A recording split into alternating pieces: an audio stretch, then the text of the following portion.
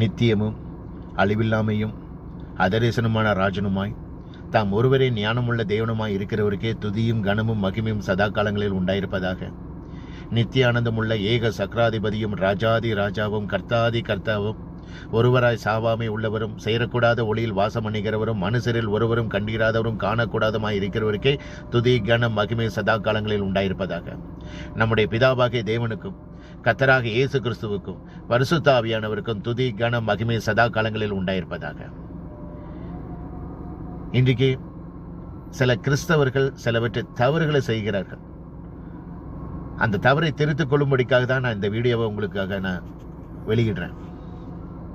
அது கர்த்தருக்கு அருவருப்பானது. அது என்னங்கிறத நான் இப்போ உங்களுக்கு நான் சொல்றேன்.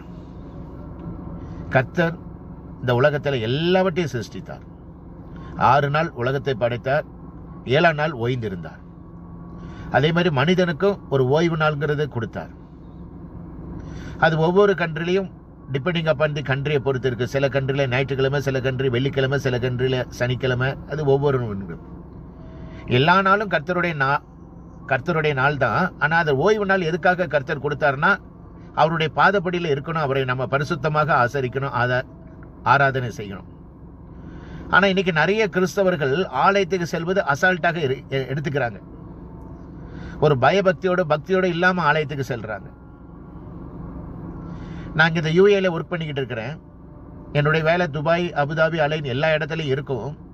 இந்த யூஏல கவர்மெண்ட் ஹாலிடே அன்னைக்கு நான் துபாய் சிஎஸ்சி ஆலயத்துக்கு நான் செல்வது வழக்கம். அப்போ இந்த ஆலயத்துக்கு சர்வீஸ் 7 மணியிலிருந்து 8:45 வரைக்கும் சர்வீஸ் டைம், சிஎஸ்சியில் சர்வீஸ் டைம். அப்போ நான் கர்த்தருடைய கிருபையினால 6:45 நான் உள்ளே என்ட்ரி ஆயிடுவேன். அப்போ அதில் எக்ஸாம்பிளுக்கு ஒரு 400 சேர் இருக்குதுன்னு வச்சுக்கோங்களேன். அதில் 7 மணிக்கு பார்த்தீங்கன்னா அதில் ஒரு 50 சேர் தான் ஃபில் ஆகிருக்கும். 8:45 வரைக்கும் ஜனங்கள் வந்து கொண்டே இருப்பாங்க. ஆலயம் ஆராதனை முடிகிற நேரம் வரைக்கும் ஜனங்கள் வந்து கொண்டே இருப்பாங்க. கர்த்தர் அவங்கள நல்லா ஆசீர்வதிச்சிருக்கிறாங்க. அதை நான் நல்ல கண்கூடா பார்க்கலாம். எப்படின்னா, அவங்களுடைய வண்டி பெரிய வண்டியாக இருக்கலாம், அவங்க உடம்பு ஃபுல்லா நகையினால அலங்கரிச்சிருப்பாங்க. ஆனா பாத்தீங்கன்னா என்ன அந்த பரிதாபம்னா, அவங்க கையில வேதாகமம் இருக்காது. விலை உயர்ந்த உடைய அணிவிச்சிருப்பாங்க, கழுத்து நிறைய நகைகளை போட்டிருப்பாங்க, கையில வேதாகமம் இருக்காது. செருப்பை வெளியில கலட்டிட்டு வர மாட்டாங்க, ஆலயத்துக்குள்ளே உள்ள கொண்டு வருவாங்க. ஜெபிக்கும் பொழுது முழங்கால நின்று ஜெபிக்க மாட்டாங்க, சேர்ல உட்காந்துக்கிட்டே ஜெபிப்பாங்க. எவ்வளவு துணிகரம்! எனக்கு இந்த முஸ்லிம்ஸை ரொம்ப பிடிக்கும். இங்க முஸ்லிம்ஸ் யூஏல வெள்ளிக்கிழமை அவங்க மசூதியில அந்த ஆராதனை நடக்கும். ஜெபிக்கிற நேரம் 12:30 1:30 மணி வரைக்கும் ஜெபிக்கிற நேரம். அப்ப நான் என்னுடைய வேலை வெளி இடத்துல தான் வேலை. அப்ப நான் பார்த்தேன்னு வச்சுக்கோங்களேன், அந்த வெள்ளிக்கிழமை 12:30க்கு முன்னாடி சிறு பிள்ளைகள் இருந்து முதியவங்க வரைக்கும் அந்த 12:30 ஆன உடனே பதறி அடிச்சுட்டு ஓடி வருவாங்க அந்த ஜெபிக்கிறதுக்கு, அவங்க அல்லாவை கும்பிடுறதுக்காக. செப்பலை கார்ல வச்சிருவாங்க, செல்போனை கார்ல வச்சிருவாங்க. அவங்களுடைய மசூதியில பாத்தீங்கன்னா டாய்லெட்ல போறதுக்கு கூட நம்ம செப்பலை யூஸ் பண்ணக்கூடாது, அவங்க ஒரு செப்பலை யூஸ் பண்ணிருப்பாங்க. அந்த டாய்லெட்ல கூட சுத்தமா இருக்கணும்னு நினைக்கிறவங்க கையும் காலையும் முகத்தையும் நல்லா கழுவிட்டு, கை கால் கழுவாம ஆலயத்துக்கு அந்த மசூதிக்குள்ள போக மாட்டாங்க. அவங்க அல்லாவை தலைகுப்புற வணந்து கும்பிடுவாங்க. அந்த அல்லாவே அப்படி கும்பிடுறாங்கன்னா நம்ம ஆராதிக்கிற தெய்வம் எவ்வளவு பெரிய தெய்வம்! உண்மையான தெய்வம் நம்முடைய தெய்வம் அல்லவா? அண்ட சராசரியத்தையும் படைத்த தேவன், உண்மையான இயேசு கிறிஸ்து ஒருவர் மட்டுமே இந்த உலகத்தில் உண்மையான தெய்வம். அப்ப அவரை நம்ம படைக்கும் போது, அவரை நம்ம ஆராதிக்கும் போது எவ்வளவு பயபக்தியோடு பக்தியோடு நம்ம போய் ஆராதிக்கணும். எவ்வளவு அசால்ட்டா இருக்கிறோம். நீ வேலை பார்க்குற இடத்துல 8 மணிக்கு வேலைன்னா நீ 9:30க்கு போய் பாரு. உன்னுடைய ஃப்ளைட் டைம் 9 மணிக்குன்னா 10:30க்கு போய் பாரு. உன் உலக பிரபான காரியத்துக்கெல்லாம் முன் உதாரணம் கொடுக்க முடியுது, நல்லபடி முன்னாடி போக தெரியுது. நம்ம ஆராதிக்கிற தேவனுக்கு மட்டும் நம்ம அசால்ட்டா போகிறோமா? எவ்வளவு துணிகிறோம்!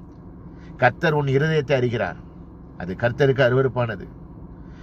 நான் இதை உங்களை ஒவ்வொருவரையும் குற்றம் சொல்வதற்காக இந்த வீடியோவை அனுப்பல. நானும் உங்களை மாதிரி ஒரு காலத்துல இதே தப்பு பண்ணியிருந்தேன். என்னைக்கு கர்த்தருடைய கிருபையினால ரட்சிக்கப்பட்டோன்னா அன்னையிலிருந்து பயபக்தியோட ஆலயத்துக்கு சென்றுட்டு இருக்கிறேன். நான் தமிழ்நாட்டிலையும் சரி, குடும்பத்தோட போகும்போது சரி, இன்னைக்கு நான் யூஏல இருக்கும்போது சரி, ஆலயம் 7 மணிக்கு நான் 6:45 உள்ள என்ட்ரி ஆகுவேன். அதுதான் கர்த்தர் விரும்புறாரு.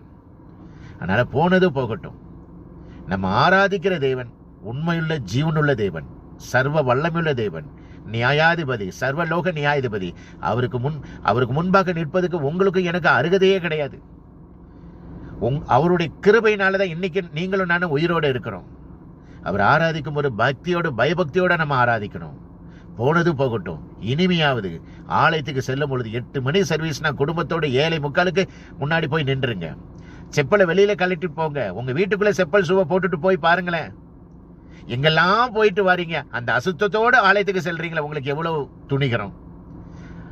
செப்பலை வெளியில கழட்டுங்க. இன்னொன்னு இதை விட என்னதுன்னா, நிறைய கிறிஸ்தவர்கள் இந்த யூஏல பைபிளை வெளியில தூக்கிட்டு போறதுக்கு வெட்கப்படுவாங்க. 4-5 பைக்குள்ள உள்ள பைபிளை வச்சுக்கிட்டு அதுக்கு அந்த பைய தூக்கிட்டு போவாங்க. வேதத்தை நீ கனம் பண்ணினாதான் தேவன் உன்னை கனம் பண்ணுவார்.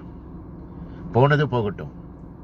7 மணிக்கு சர்வீஸ்னா 6:45 முன்னாடி போய் நில்லுங்க.